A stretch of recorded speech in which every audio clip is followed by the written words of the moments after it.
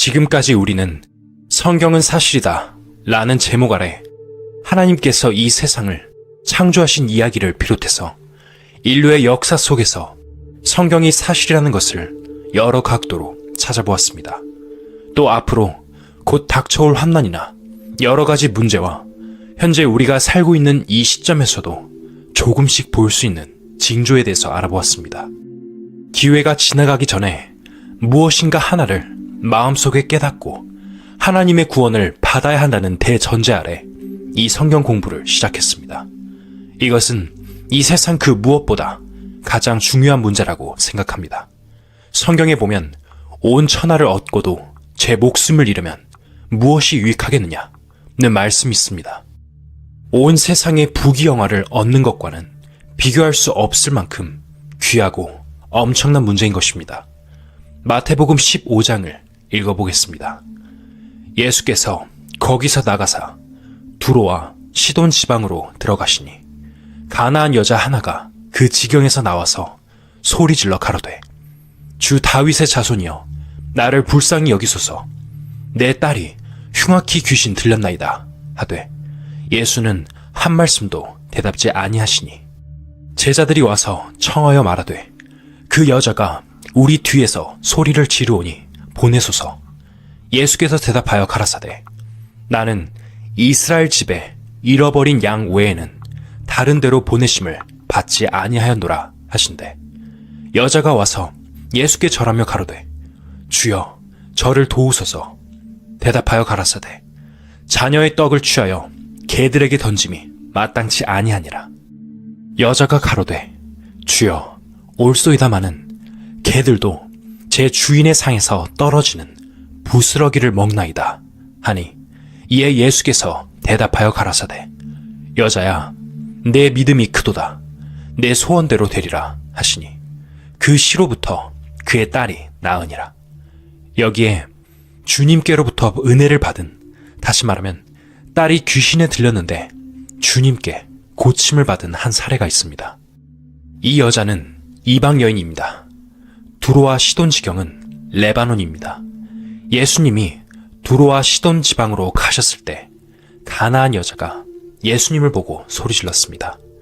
가나안 여자라는 것은 이방 여인이라는 뜻입니다.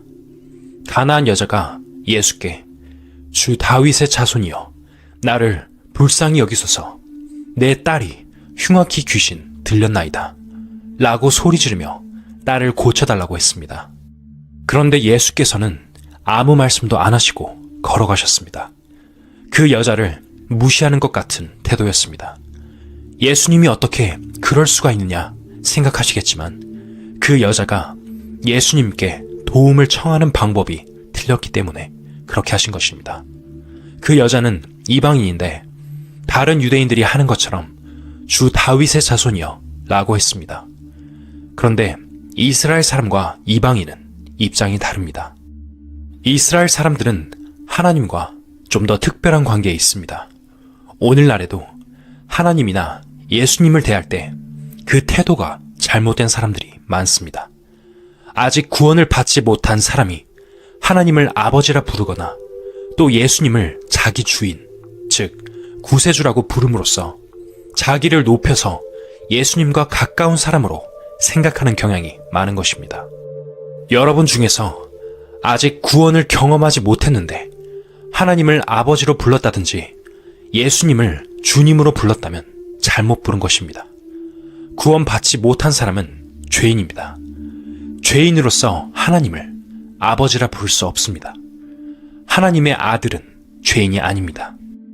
이방 여인도 다른 유대인들처럼 달라고 하면 받을 수 있는 권리가 있다고 생각했기 때문에 예수님께서 대답하지 않으셨던 것입니다. 여자가 자꾸 소리를 지르니까 제자들이 그 여자를 좀 달래서 보내달라고 부탁드렸습니다. 예수께서는 나는 이스라엘 집에 잃어버린 양 외에는 다른 데로 보내심을 받지 아니하였노라 고 말씀하셨습니다. 내가 주 다윗의 자손이라면 잃어버린 자는 이스라엘 민족에 해당한다. 너 같은 이방 여자에게는 해당하지 않는다 라는 뜻입니다. 이 말을 들은 여자는 자기의 잘못을 알았습니다. 25절을 읽어보겠습니다. 여자가 와서 예수께 절하며 가로되 주여 저를 도우소서 주 다윗의 자손이여 라는 말이 쏙 들어가고 없어졌습니다. 저는 주님의 종이 되었으니 주여 저를 도우소서 라고 말했습니다. 대답하여 가라사대 자녀의 떡을 취하여 개들에게 던짐이 마땅치 아니하니라. 아주 모욕적인 말씀을 하셨습니다. 그 여자를 개라고 말했습니다. 예수님이 어떻게 그렇게 모욕적인 말씀을 할 수 있는가 하고 생각을 하시겠지만 예수님 당시 유대인들은 이방 사람을 개처럼 취급하고 개라고 불렀습니다. 그만큼 유대인들은 이방 사람을 무시했습니다. 이방 사람은 하나님도 없고 이성도 없고 율법도 없는 짐승처럼 취급했습니다. 그것을 빗대서 말씀하신 것입니다. 물론 예수님이 진심으로 이방 사람들을 개로 취급한 것은 아니었습니다. 그 여자로 하여금 자기 자신을 낮추게 하기 위한 방법이었습니다. 27절을 읽겠습니다. 여자가 가로되 주여 올소이다. 이 여자를 한번 보세요. 예수님이 하신 말씀을 그대로 받아들였어요. 자녀의 떡을 취해서 개들에게 주지 않는다는 말씀을 듣고도 그 말이 맞습니다 라고 했습니다. 여기서 우리가 생각해야 할 것은 하나님의 구원의 은혜는 어떤 마음 자세일 때 내리는가 하는 것입니다. 물은 가장 낮은 자리로 흘러갑니다. 물은 역류하거나 높은 곳으로 올라가지 않고 가장 낮은 곳으로 흐릅니다. 예수님의 뜻은 그 여자를 가장 낮은 자리에 앉히는 것이었습니다. 그 여자는 처음에 주 다윗의 자손이여 라고 불렀는데 그 다음에는 한 계단 낮추고 또 한 계단 낮추었습니다. 그 여자가 자기를 가장 낮추었을 때, 가장 겸손했을 때에 믿음이 생겼습니다. 가장 겸손한 자리에 들어가야 믿음이 생기는 것입니다. 예수를 믿는다, 믿음으로 구원을 받는다고 할 때 그 믿음도 두 가지입니다. 하나는 순전히 지식적인 것이고 또 하나는 마음으로 믿는 믿음인데, 마음으로 믿는 믿음은 마음이 가장 낮아질 때 생깁니다. 마음이 가장 겸손한 자리에 들어갔을 때 그 믿음이 생기는 것입니다.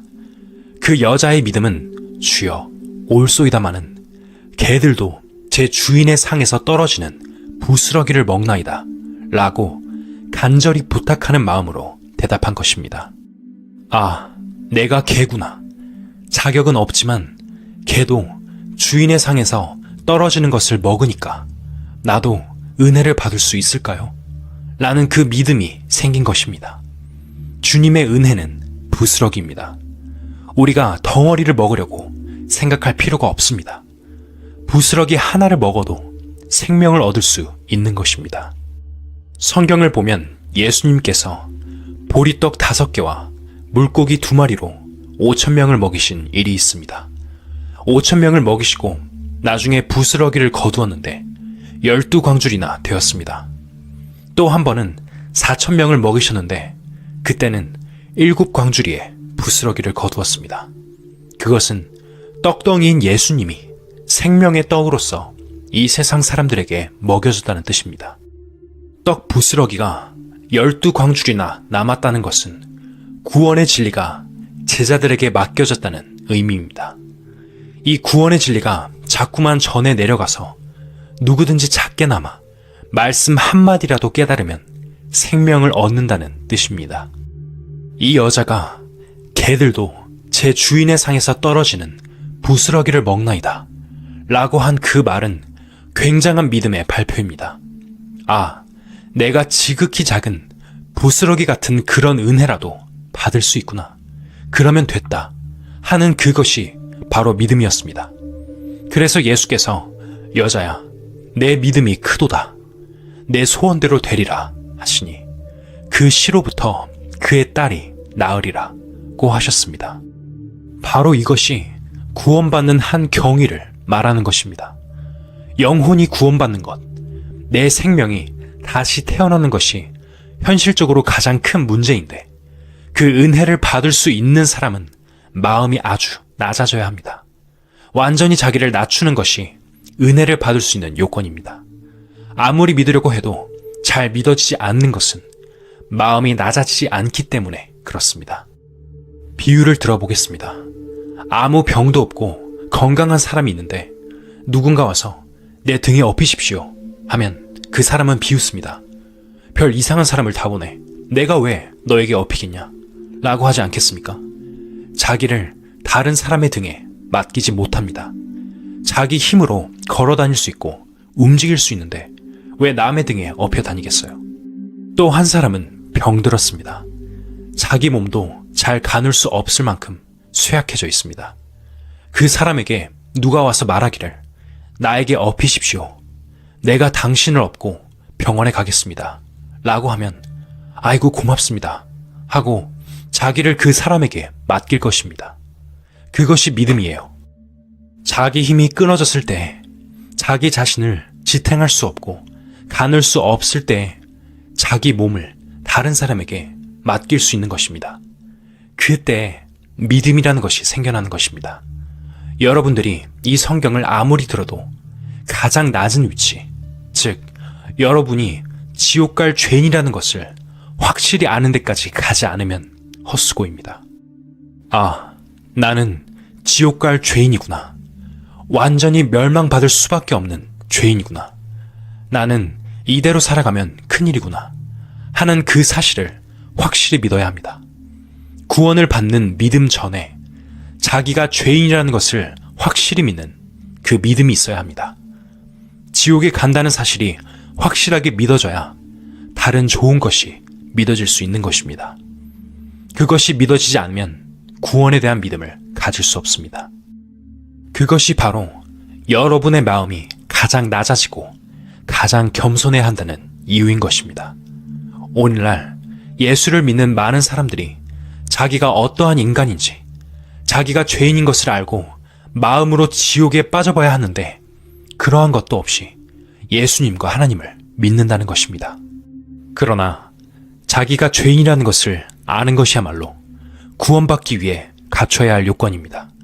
그러한 마음이 없이 하나님이 천지를 창조하셨고 예수님은 하나님의 아들이시고 등등 온갖 것을 다 믿어도 마음에는 전혀 양심의 평화가 없어요. 아무것도 없어요. 성경 한 구절 읽어보겠습니다. 또 내가 보니 죽은 자들이 물온대소하고 그 보좌 앞에 섰는데 책들이 펴있고 또 다른 책이 펴졌으니 곧 생명책이라. 죽은 자들이 자기 행위를 따라 책들에 기록된 대로 심판을 받으니 바다가 그 가운데서 죽은 자들을 내어주고 또 사망과 음부도 그 가운데서 죽은 자들을 내어주매 각 사람이 자기의 행위대로 심판을 받고 사망과 음부도 불못에 던지우니 이것은 둘째 사망 곧 불못이라. 누구든지 생명책에 기록되지 못한 자는 불못에 던지우더라. 그러나 두려워하는 자들과 믿지 아니하는 자들과 흉악한 자들과 살인자들과 행음자들과 술객들과 우상숭배자들과 모든 거짓말하는 자들은 불과 유황으로 타는 못에 참여하리니 이것이 둘째 사망이라. 여기 8절에 보면 둘째 사망이라는 말이 나옵니다. 첫째 사망은 우리 영이 죽은 상태입니다. 둘째 사망은 지옥에 던져지는 것입니다. 여러분 중에 지옥을 믿지 않는 분이 혹 계실지 모르겠습니다만 이 성경은 분명히 지옥을 말하고 있습니다. 이 성경에는 불못에 던지운다는 말씀이 분명히 있습니다. 성경은 사실이기 때문에 성경에 지옥이 나와 있을 때는 그것도 사실이라는 것을 인정해야 합니다. 지금까지 우리가 성경을 공부해 오는 중에 이야기한 것은 전부 다 사실이었습니다. 그러면 지옥이라는 것도 사실입니다. 요한계시록 20장 10절을 읽겠습니다. 또 저희를 미혹하는 마귀가 불과 유황못에 던지우니 거기는 그 짐승과 거짓 선지자도 있어 세세토록 밤낮 괴로움을 받으리라. 여기 보면 마귀가 지옥에 들어갔다고 되어 있습니다. 거기에는 짐승이라는 적그리스도와 거짓 선지자가 먼저 들어가 있습니다. 그 다음에 마귀가 잡혀서 나중에 지옥에 들어간다고 되어 있습니다. 그런데 문제는 마귀와 적그리스도, 거짓 선지자만 들어가는 것이 아니고 요한계시록 21장 8절에 보면 두려워하는 자들도 지옥에 간다고 되어 있습니다. 이 성경 이야기를 쭉 들으면 마음에 무엇인가 두려움이 있지 않습니까? 우리가 창세기 3장을 공부할 때 아담이 벗었다는 것을 발견했기 때문에 두려워서 숨었다고 한 것을 살펴봤습니다. 여러분 마음속에도 지옥에 갈 수 있다는 두려움이 있다면 그 두려움이 해결되어야 합니다. 물론 어떤 사람은 이 성경도 인정하지 않고 하나님도 믿지 않아서 두려움도 없습니다. 사람을 때려 죽여도 별로 두려워하지 않는 사람이 더러 있습니다. 여기에 두려워하는 자들은 구원을 못 받았기 때문에 두려워하는 것입니다. 요한 1서 4장을 읽어보겠습니다. 사랑 안에 두려움이 없고 온전한 사랑이 두려움을 내어 쫓나니 두려움에는 형벌이 있음이라. 두려워하는 자는 사랑 안에서 온전히 이루지 못하였느니라. 사랑 안에 두려움이 없다고 했습니다. 구원 받는다는 것은 바로 하나님의 사랑을 깨닫는다는 뜻입니다. 하나님의 사랑을 깨닫게 되면 두려움이 완전히 사라져버립니다. 사랑 안에는 두려움이 없고 온전한 사랑이 두려움을 내어 쫓아버립니다. 부부 사이에 사랑이 있으면 사랑하는 남편이 칼을 가지고 있더라도 아내는 두려움이 없습니다. 그러나 강도가 들어와서 칼을 휘두르면 두려움을 느낍니다. 하나님의 사랑을 진정으로 깨달은 사람은 하나님의 심판이 두렵지 않습니다. 구원 받는다는 말은 로마서 5장 5절에 있는 말씀대로 소망이 부끄럽게 아니함은 우리에게 주신 성령으로 말미암아 하나님의 사랑이 우리 마음에 부은 바 됨이니 하나님의 사랑이 성령으로 부어지는 것입니다. 그런데 앞서 읽은 성경에서 두려움에는 형벌이 따른다고 했습니다. 두려움이 있는 사람은 하나님의 사랑을 온전히 깨닫지 못했기 때문입니다. 하나님의 사랑은 생명이고 생명은 사랑입니다. 하나님의 사랑을 깨달았을 때 그것이 영원한 생명이 되는 것입니다.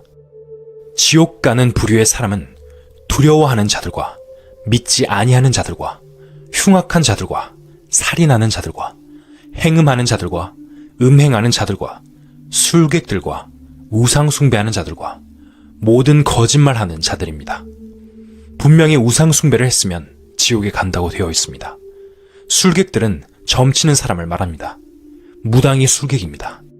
사람의 관상을 본다든지 운명을 감정해주는 사람을 술객이라고 합니다. 우리가 술객에게 가서 자신의 운명을 감정했다든지 점을 쳤다든지 굿을 했다든지 우상 숭배를 했다든지 하면 그것은 지옥에 들어가는 죄라고 말하고 있습니다. 요한계시록 21장을 읽어보겠습니다. 무엇이든지 속된 것이나 가증한 일 또는 거짓말하는 자는 결코 그리로 들어오지 못하되 오직 어린 양의 생명책에 기록된 자들뿐이라. 우리가 이 말씀을 읽고 내가 거룩한 사람인가 속된 사람인가를 한번 평가해 봅시다.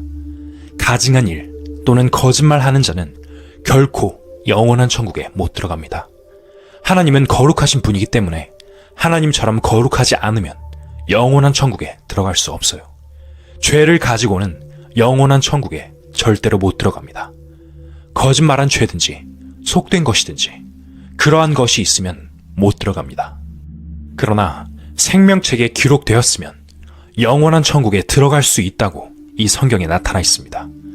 요한계시록 20장 12절부터 15절까지를 다시 읽어보겠습니다. 또 내가 보니 죽은 자들이 물온대소하고 그 보좌 앞에 섰는데 책들이 펴있고 또 다른 책이 펴졌으니 곧 생명책이라. 죽은 자들이 자기 행위를 따라 책들에 기록된 대로 심판을 받으니 바다가 그 가운데서 죽은 자들을 내어주고 또 사망과 음부도 그 가운데서 죽은 자들을 내어주매 각 사람이 자기의 행위대로 심판을 받고 사망과 음부도 불못에 던지우니 이것은 둘째 사망 곧 불못이라. 누구든지 생명책에 기록되지 못한 자는 불못에 던지우더라. 심판대가 있습니다. 심판대에는 심판주가 계십니다. 사람들이 이 심판대의 심판장 앞에 서서 재판받는 식으로 심판을 받게 되는 것입니다. 죽은 자들이 물온대소하고 보좌 앞에 서서 심판을 받습니다. 그런데 두 종류의 책이 있습니다. 한 권은 보좌 앞에 계신 분 앞에 있는 생명책입니다. 구원받은 사람들의 이름이 기록되어 있는 책입니다. 이 생명책에 기록되어 있는 사람들은 심판을 받지 않습니다. 또 다른 책들이 펴 있는데 이것은 사람이 이 세상에 태어나서 살아가는 동안에 지은 죄가 낱낱이 다 기록된 책입니다. 우리가 이 세상에 살면서 죄를 한 번 지을 때마다 책에 기록이 되는데 그런 줄도 모르고 죄를 짓고 있습니다. 여러 가지 모양의 죄를 지으면서 살아갑니다. 이것이 얼마나 위험한 이야기입니까? 그 책들에 기록된 대로 심판을 받습니다. 마태복음 5장을 보면 살인치 말라. 누구든지 살인하면 심판을 받게 되리라. 하였다는 것을 너희가 들었으나 나는 너희에게 이르노니 형제에게 노하는 자마다 심판을 받게 되고 라고 예수님께서 말씀하셨습니다. 노한다는 말은 화내는 것인데 한 번 노했다고 해서 심판을 받게 된다는 말입니다. A라는 사람이 있는데 이 사람이 한 번 화를 냈습니다. 그만큼 심판을 받습니다. B라는 사람은 욕을 했습니다. C라는 사람은 도둑질을 했습니다. 또 D라는 사람은 간음을 범하고 남을 때렸습니다. 이 사람들이 죄를 지었는데 심판을 받으면 지옥에 가게 됩니다. 한 번 노한 A는 지옥에 들어가서 노한 만큼 벌이 있습니다. B라는 사람은 지옥에 들어가서 욕한 만큼 벌이 있습니다. 도둑질한 사람은 도둑질한 만큼 벌이 있고 간음을 범한 사람은 간음을 범한 만큼 벌을 받습니다. 그것이 책들에 기록된 대로 심판을 받고 지옥에 간다는 뜻입니다. 여기서 확실히 짚고 넘어가야 할 점은 지옥에 들어가는 이유는 죄 때문이라기보다 구원을 못 받았기 때문에 들어가는 것이고 죄를 심판하는 이유는 지옥에 들어가서 받을 벌의 양을 정하기 위해서입니다. 이 세상 재판도 모든 죄인이 똑같은 형을 받는 것이 아닙니다. 사람을 죽인 사람은 종신형을 받고 남의 물건을 훔쳤으면 1년 징역을 받든지 해서 죄에 따라서 형의 양이 다르지 않습니까? 그와 마찬가지로 하나님께서는 이 세상의 모든 죄인들을 똑같이 벌 주시는 그런 하나님은 아니십니다. 이 세상에는 한 가지 죄를 여러 번 짓는 사람이 있고 또 여러 가지 종류의 죄를 짓는 사람도 있습니다. 욕하고 싸우고 간음을 범하고 또 도둑질도 하며 여러 가지 죄를 지은 사람은 그만큼 지옥에서 벌이, 고통이 심합니다. 한 가지 죄라도 여러 번 지었으면 한 번 짓는 사람하고 10번 짓는 사람 사이에 차이가 있습니다. 하나님은 절대로 공의로운 하나님이십니다. 하나님의 성품은 의와 사랑입니다. 의롭다는 것은 죄를 보고 그냥 계실 수가 없는 성품이라는 말입니다. 하나님 앞에 죄가 나타나면 반드시 그 죄는 심판을 받아야 하는 것입니다. 하나님의 공의로우신 심판입니다. 여러분이 아셔야 할 것은 인간을 향한 하나님의 사랑이 나타나셨는데 그 사랑을 거부하는 것, 그 사랑을 받아들이지 않는 사람은 그 죄를 심판받는다는 것입니다. 자세한 내용은 성경은 사실이다 강연을 통해 확인하실 수 있습니다.